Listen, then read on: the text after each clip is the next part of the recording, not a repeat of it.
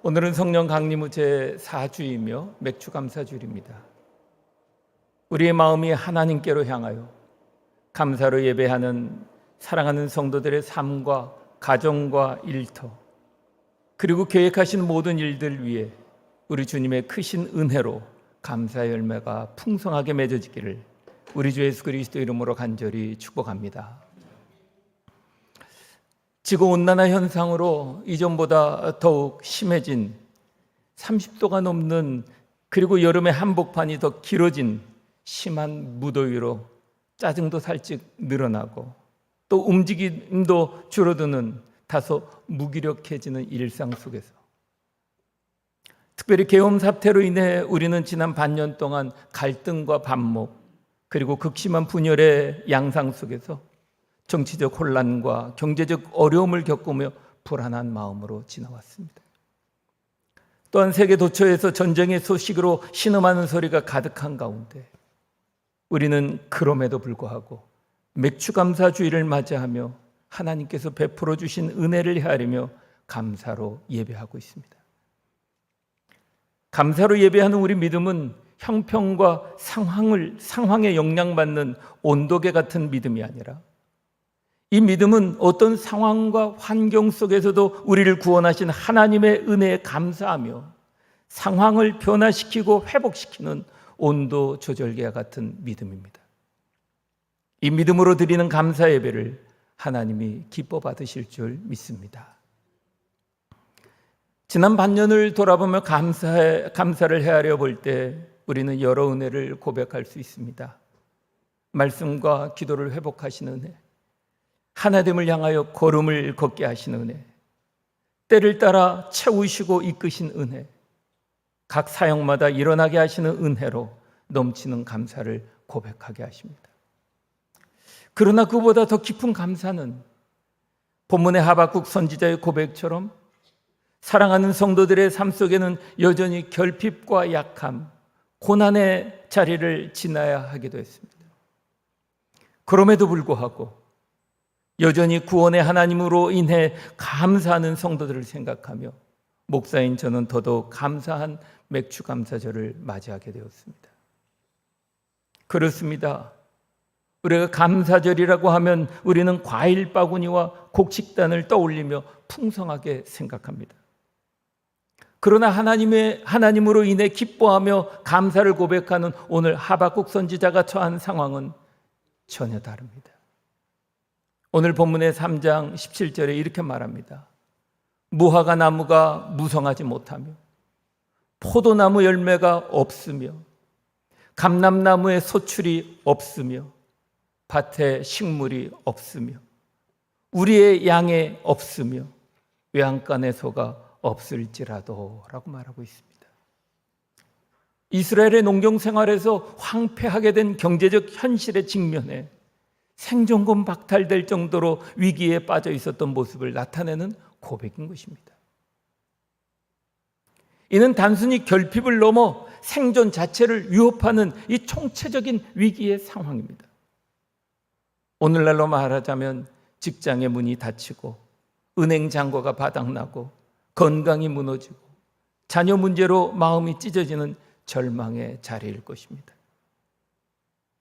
우리의 삶도 계획대로 되지 않는 인생을 맞닥뜨리게 됩니다. 부도, 실직, 갑작스러운 질병, 작별을 고해야 하는 죽음, 자녀의 여러 문제, 관계의 단절 등 삶의 풍랑을 수없이 겪게 됩니다. 아마 인생의 길이가 길어질수록 더 많이 경험하게 되는 것 같습니다. 과연 이러한 상황 속에서 우리는 감사할 수 있을까요? 그런데 하박국 선지자는 18절에 이렇게 고백합니다. 나는 여호와로 말미암아 즐거워하며 나의 구원의 하나님으로 말미암아 기뻐하리로다 라고 말입니다. 하박국의 감사는 조건적인 감사가 아니었습니다. 인간적으로 무엇이 해결되고 이루어져서 드리는 감사가 아니었습니다. 그의 감사는 환경이나 상황이 아니라 하나님의 신실하심에 대한 신뢰에서 우러나오는 깊은 감사였습니다. 이것이 바로 그럼에도 불구하고의 감사인 것입니다. 사실 하박국은 처음부터 이렇게 믿음의 고백을 한 것이 아니었습니다. 1장에 보면 그는 하나님께 질문하며 항변합니다. 어째서 주께서는 의로우시고 전능하시다면서 왜 악인을 가만히 두시는 것입니까? 왜 의인이 고통을 받는 것입니까? 의로우신 하나님이 왜 이 세상을 이렇게 방치하시는 것입니까? 라고 질문하며 항변을 합니다. 그의 고백은 마치 우리의 이런 고백과도 같을 것입니다. 하나님, 기도하는데 왜 응답하지 않는 것입니까? 왜 의로운 사람이 더 고난을 받는 것입니까? 이렇게 열심히 섬겼는데 왜 상황이 나아지지 않는 것입니까? 이런 심정으로 하박국 선지자 하나님께 질문을 하고 항변을 하는 것입니다. 그때 하나님께서 하박국 선지자에게 당신의 때가 이르면 심판하시리라고 말씀하시면서 오직 의인은 그의 믿음으로 말미암아 살리라라는 말씀을 주십니다. 이 한마디에 하박국은 다시 영적으로 깨어나게 되었습니다. 그가 하나님의 말씀을 다 이해할 수는 없었지만 하나님의 신실하심을 믿고 받아들이기 시작했습니다. 그리고 마침내 오늘 본문에서 그 유명한 고백에 이르게 되는 것입니다. 18절에 보면 나는 여호와로 인하여 즐거워하며 기뻐하리라. 상황이 변하지 않아도 하나님이 계시기에 감사하는 믿음, 바로 이것이 진정한 감사요 성숙한 신앙인 것입니다. 저는 목회자로서 여러분들의 삶을 돌아보고 위하여 기도하면서 바로 이런 하박국의 감사가 오늘 여러분들의 삶 가운데서 드러나고 있음을 보면서 목사는 하나님께 감사를 고백하지 않을 수가 없습니다. 사랑하는 가족을 먼저 주 품에 보내드리고 깊은 상실감으로 얼마나 그립고 또 얼마나 가슴 아플까 헤아려보면서 성도와 삶을 나누고 기도하게 되면서 왜 그러셔야 했는지 이해할 수 없어 어쩌면 더 힘이 들기도 할 것 같다는 생각이 들곤 할 때가 있습니다.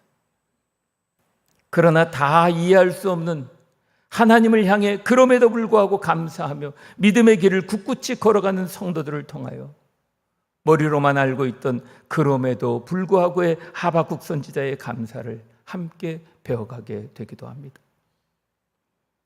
사업의 난간으로 낙심과 절망 속에서도, 견디기 어려운 질병 속에서도, 어려운 문제들 풀어가야 할 사건들 속에서도 왜 나만 겪는 고난이냐고 묻고 따지고 싶은 곤고한 자리에서도 구원의 하나님을 향해 그럼에도 불구하고의 믿음으로 맡겨진 삶을, 가야 할 길을 굳굳이 걸어가는 성도와 삶을 나누고 위하여 함께 기도하면서 본문의 하박국 선지자의 그럼에도 불구하고의 감사의 믿음을 배워가게 하십니다.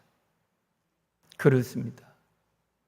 하박국 선지자는 18절에 나는 여호와로 말미암아 즐거워하며 나는 구원의 하나님으로 말미암아 기뻐하리로다 라고 고백하는 알라즈라고 하는 기쁨은 환경과 상황에서 오는 것이 아닙니다.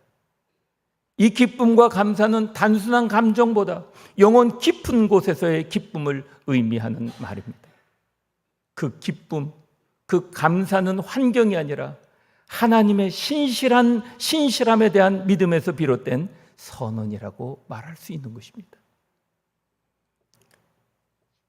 이전에 저의 목회 현장 속에서 신내림을 받아 우상을 섬기는 시어머니를 옆동에 모시고 살았던 성도가 있었습니다. 남편이 효자라 퇴근하면서 어머니를 모시고 일주일에 2-3번은 함께 집에 와서 저녁 식사를 하였습니다. 남편은 아내에게 어머니가 돌아가실 때까지는 교회 가지 말아달라고 엄명을 했습니다. 주일 예배조차도 자유롭게 드릴 수 없는 정말 영적으로 우겨쌈을 당하는 상황 속에서 때로는 남편이 주일에 골프 치러 가게 되면 몰래 남편을 보내주고 예배 자리에 참석합니다. 그리고 평일에는 남편이 없는 시간을 이용하여 속회를 드리면서 그의 신앙을 지켜왔습니다. 거기에 더해 그 가정의 선천성 뇌기형으로 태어나면서부터 아무것도 할 수 없는 둘째 딸을 돌보는 또 다른 고난이 더해졌습니다. 저는 전혀 알아들을 수 없는 울음 섞인 소리, 똑같이 들리는 소리에 똑같아 보이는 뒤틀리는 몸짓을 하는 아이를 위해 기도하였는데, 엄마는 알아들을 수 없는 울음소리와 뒤트는 몸짓 속에서 다르게 반응하며 달래기도 하고 어르기도 하면서 웃기도 하고 기뻐하기도 하고 감사하기도 했습니다. 젖을 스스로 빨아먹을 수 없던 아이에게 우유 꼭지를 손으로 짜서 우유를 먹이고 돌보아 주었습니다. 그분은 자녀의 재활을 위해서 강남으로까지 찾아가 물리치료를 하다가는 그 아이를 데리고 갈 수 없게 되자 더 많은 비용을 들어 물리치료사를 집으로까지 불러오며 받게 했습니다. 점점 응급실과 중환자실을 빈번하게 가는 상황을 맞이하다가 결국 17살의 아이가 세상을 떠나자 그를 아는 사람들이 이구동성으로 그동안 애쓰고 수고했으니 이제 좀 자유롭게 살라고 말해줍니다. 그리고 위로해줍니다. 아이를 떠나보낸 엄마는 팔이 떨어져 나간 것 같이 아프다. 그리고 너무 보고 싶다고 하면서 이렇게 말합니다. 우리 윤경이가 비록 여기서는 아프고 제대로 움직이며 살지 못했지만 이제 하나님 품에서 아프지도 않고 자유로울 것이라고 믿기에 감사하다고 하면서 그리움과 기쁨이 번복된 감사의 눈물을 흘리게 되었습니다. 그러면서 제 마음의 울림은 저 사랑, 저 감사는 뭘까? 딸이 해줄 수 있는 것은 똑같아 보이는 소리와 똑같아 보이는 뒤틀린 몸짓뿐인데 딸 때문에 편안하고 자유로운 시간을 살지도 못했었는데 엄마는 그럼에도 불구하고 그 소리, 그 몸짓에 반응하며 기뻐하며 그 존재 자체를 사랑하며 하나님께 감사하는 믿음이었던 것입니다. 얼마 전에 차를 타고 독립문을 넘어가다가 엄마가 결혼한 큰딸의 아이를 안고 큰딸과 함께 행복한 모습으로 집을 향해 걸어가는 것을 보게 되었습니다. 이 성도의 믿음과 감사가 바로 하박국의 신앙입니다. 하박국 선지자는 19절에 이렇게 말합니다. 주 여호와는 나의 힘이시라. 나의 발을 사슴과 같게 하사 나로 나의 높은 곳을 다니게 하시리로다. 여기서 말하는 힘은 단순한 체력이 아닙니다. 내면의 능력, 생명력, 회복력, 용기를 포함한 총체적인 영적 힘을 가리킵니다. 하나님의 삶의 동력원이 되신다는 분명한 믿음인 것입니다. 사슴은 험진한 바위산에도 미끄러지지 않고 뛰어다니는 강인한 동물입니다. 하나님께서 우리를 그 사슴의 발처럼 강건하게 하셔서 불안정하고 미끄러운 현실 속에서도 넘어지지 않게 하시며 다시 뛰게 하십니다. 결국 하박국은 상황이 변한 후 감사한 것이 아니라 변하지 않은 현실 속에서도 믿음으로 감사와 승리를 선포한 것입니다. 고난 가운데 드리는 감사, 그럼에도 불구하고의 감사는 가장 깊은 믿음의 표현인 것입니다. 지난 6개월을 감사로 돌아보며 하나님을 예배하는 사랑하는 성도 여러분, 병원에서, 가정에서, 나의 약함 속에서 견뎌내게 하시고 이겨가게 하신 하나님의 은혜를 헤아리며 감사하는 감사절이 되시기를 축복합니다. 상실과 이별의 아픔 속에서, 결핍과 어그러짐과 해결해야 할 많은 문제 속에서 나의 힘이 되시는 하나님을 바라보며 우리의 아버지가 되시는 진정한 위로자, 신실한 하나님으로 감사하는 감사절이 되시기를 간절히 축복합니다. 나의 힘이 되시는 하나님으로 감사하며 온도 조절과 같은 믿음, 사슴의 발과 같은 믿음으로 우리의 문제를 넘어 우리의 상황을 넘어 높은 곳을 다니는 믿음의 위너가 되어 교회를, 가정을, 이웃을 회복하는 통로들로 일어나는 은혜가 넘쳐나는 맥주감사절이 되시기를 우리 주 예수 그리스도의 이름으로 간절히 축원합니다. 아멘.